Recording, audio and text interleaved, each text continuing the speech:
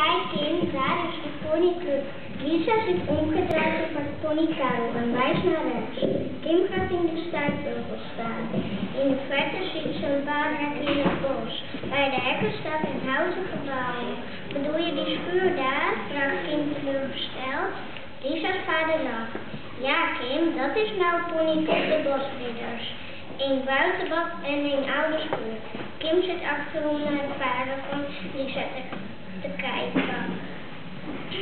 Want hij rijdt.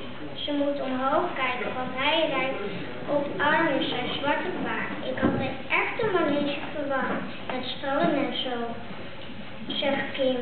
Dat is toch helemaal niet nodig, antwoordt Lisa. Hier kun je alleen les krijgen als je zelf een pony hebt.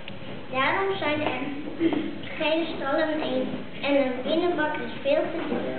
Lisa is beledigd, want zij heeft al een poosje les bij de ponyclub en ze weet hoe leuk het is. Voor Kim is het vandaag de eerste keer. Opeens staat Lisa's pony daarop stil. Wat is er?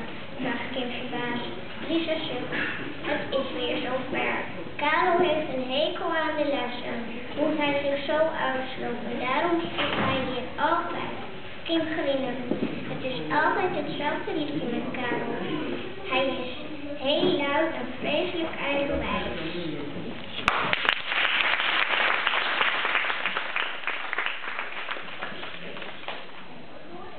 Dankjewel. Was een leuk verhaaltje, hè? Ja. Jij mag weer gaan.